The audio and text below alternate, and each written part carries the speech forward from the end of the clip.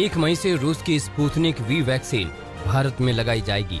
इस विषय में पीएम मोदी और रूसी राष्ट्रपति व्लादिमीर पुतिन के बीच बातचीत हुई। इस बातचीत के दौरान दोनों देशों ने कोरोना महामारी से निपटने के साथ ही दोनों देशों के द्विपक्षीय संबंधों को बढ़ाने पर भी चर्चा की। खुद पीएम मोदी ने दोनों नेताओं की बातचीत के बारे में जानकारी दी। पीएम मोदी ने ट्वीट कर कहा कि आज मेरे मित्र राष्ट्रपति पुतिन से मेरी बातचीत हुई। हम दोनों ने कोरोना महामारी से निपटने को लेकर चर्चा की। मैंने उन्हें कोरोना से लड़ाई में रूस की तरफ से मिली मदद और सहयोग के लिए धन्यवाद भी कहा है। देश में कोरोना वायरस संक्रमण के बेकाबू होने से पैदा हुए हालात के बीच भारतीय वायुसेना एक बार फिर संकट मोचक की भूमिका में है। वायुसेना अपने विशेष विमानों के जरिए देश के विभिन्न हिस्सों में ऑक्सीजन पहुंचाने का काम कर रही है। इसी बीच प्रधानमंत्री नरेंद्र मोदी वायुसेना प्रमुख RKS भदौरिया से मुलाकात की। इस मुलाकात में वायुसेना प्रमुख ने पीएम मोदी को देश भर में वायुसेना द्वारा कोरोना काल में की जा रही मदद के बारे में जानकारी दी।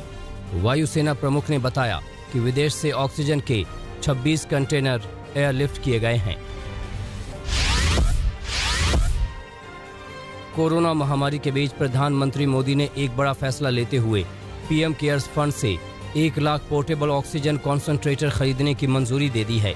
उन्होंने निर्देश दिया है कि इन ऑक्सीजन कॉन्सेंट्रेटर को जल्द से जल्द खरीद लिया जाना चाहिए और अधिक मांग वाले राज्यों तक पहुंचाना चाहिए। इसके अलावा पीएम केयर्स फंड के तहत ही 500 नए PSA ऑक्सीजन प्लांट की भी मंजूरी दी गई है। बता दें कि इससे पहले भी पीएम केयर्स फंड के तहत 713 PSA प्लांटों को मंजूरी दी गई थी। कोविन ऐप पर वैक्सीन के लिए बुधवार की शाम 4 बजे से रजिस्ट्रेशन की शुरुआत हो चुकी है, लेकिन पहले ही दिन यूजर्स को कई तरह की समस्या आ रही है। खासतौर पर वेबसाइट खुलने और OTP मिलने में दिक्कत आ रही है। आपको बता दें कि 1 मई से कोविड-19 वैक्सीनेशन ड्राइव के तीसरे चरण की शुरुआत होने वाली है, जिसमें 18 वर्ष से ज्यादा उम्र वाले लोग भी वैक्सीन लगवा सकते हैं। दिल्ली हाईकोर्ट ने रेमडेसिविर को लेकर एक बार फिर दिल्ली सरकार को फटकार लगाई है। दरअसल हाईकोर्ट में दिल्ली सरकार ने बताया था कि उन्हें अब तक रेमडेसिविर के सिर्फ 2500 वायल्स मिली हैं, जबकि आंकड़ों के हिसाब से केजरीवाल सरकार को अब तक 52,000 वायल्स मिल चुके हैं। दिल्ली हाईकोर्ट ने केंद्र सरकार को भी फटकारते हुए कहा कि दिल्ली को जरूरत के हिसाब से ऑक्सीजन कब मिलेगी। दिल्ली हाईकोर्ट ने लोगों से भी अपील की है कि ऑक्सीजन और दवाइयों की कालाबाजारी न करें।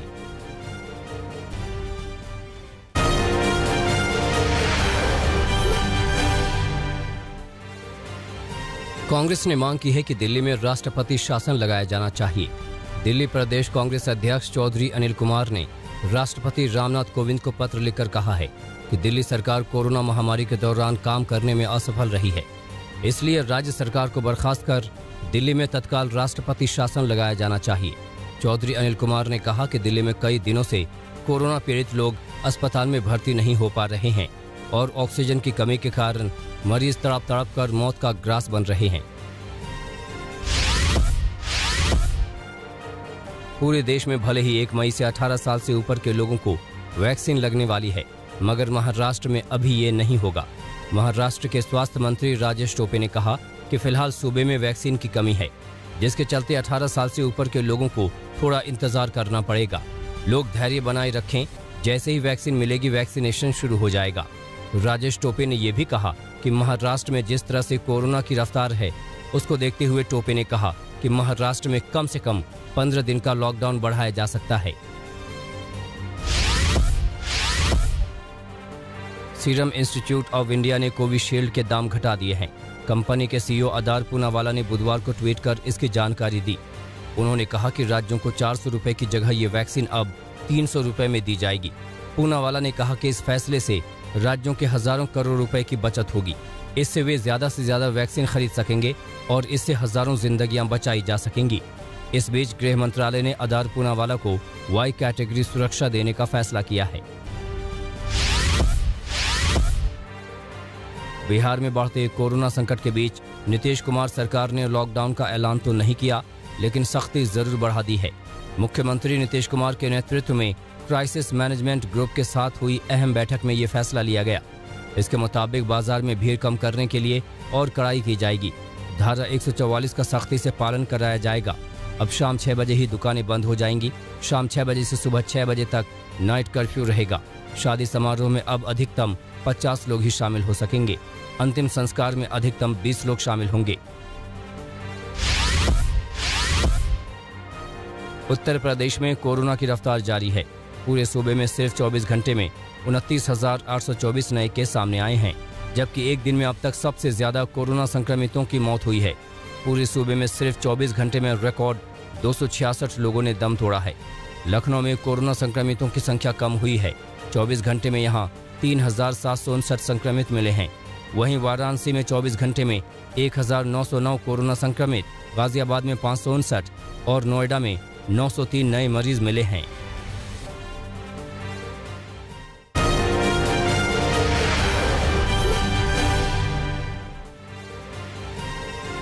कोरोना महामारी का कहर लगातार कई लोगों की जान ले रहा है।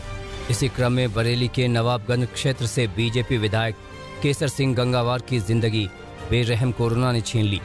उनका नोएडा के अस्पताल में इलाज चल रहा था, जहां उन्होंने अंतिम सांस ली। विधायक केसर सिंह यूपी और बीजेपी के तीसरे विधायक हैं, जिनका कोरोना की दूसरी लहर में अब तक निधन हो चुका है।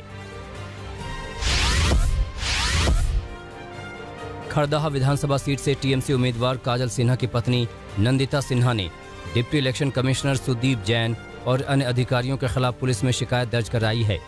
सिन्हा का आरोप है कि इन अधिकारियों ने महामारी के दौरान उम्मीदवारों या आम जनता की सुरक्षा सुनिश्चित करने के लिए कुछ नहीं किया। बता दें कि काजल सिन्हा का निधन कोरोना से 25 अप्रैल को हुआ था। बढ़ते कोरोना वायरस मामलों को देखते हुए जम्मू कश्मीर के 11 जिलों में 5 दिन के लॉकडाउन की घोषणा की गई है। आज शाम 7 बजे से 3 मई तक श्रीनगर जिले में पूर्ण लॉकडाउन रहेगा। सिर्फ जरूरी सेवाओं की दुकानें खुली रहेंगी। श्रीनगर, अनंतनाग, बारामूला, बड़गाम, कुलगाम, पुलवामा, गांदरबल, जम्मू, कठुआ, रियासी, उधमपुर में आज शाम 7 बजे से 3 मई सुबह 7 बजे तक कोरोना लॉकडाउन रहेगा। चंडीगढ़ में कोरोना के बिगड़ते हालात के बीच प्रशासन ने पंजाब की तर्ज पर शहर में सख्ती और बढ़ा दी है। यूटी प्रशासक के मुताबिक अब रोज शाम 6 बजे से अगले दिन सुबह 5 बजे तक कर्फ्यू रहेगा। पहले कर्फ्यू का समय रात 10 बजे से सुबह 5 बजे तक था। अब चंडीगढ़ की सभी दुकानें, मॉल, मल्टीप्लेक्स व बाजार को 5 बजे से बंद करने के आदेश दिए गए हैं। कोरोना गाइडलाइन के उल्लंघन के आरोप में कलाकार जिमी शेरगिल को बुधवार को पंजाब के लुधियाना में गिरफ्तार किया गया। इससे पहले मंगलवार को फिल्म की शूटिंग करने के आरोप में उनका चालान किया गया था। आरोप है कि अदाकार जिमी शेरगिल की शूटिंग के दौरान सोशल डिस्टेंसिंग के साथ साथ अन्य नियमों की जमकर धज्जियां उड़ाई गई। पुलिस ने जिमी शेरगिल के साथ साथ उनके साथियों पर भी मामला दर्ज करके उन्हें गिरफ्तार कर लिया। हालांकि पुलिस ने इन सभी को जमानत पर रिहा भी कर दिया है।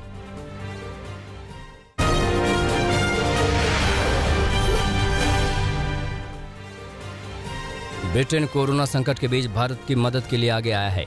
ब्रिटिश प्रधानमंत्री बोरिस जॉनसन ने कहा है कि उनकी सरकार भारत में तबाही मचा रहे कोरोना संक्रमण से जूझने में जरूरी मेडिकल उपकरण सप्लाई कर रही है।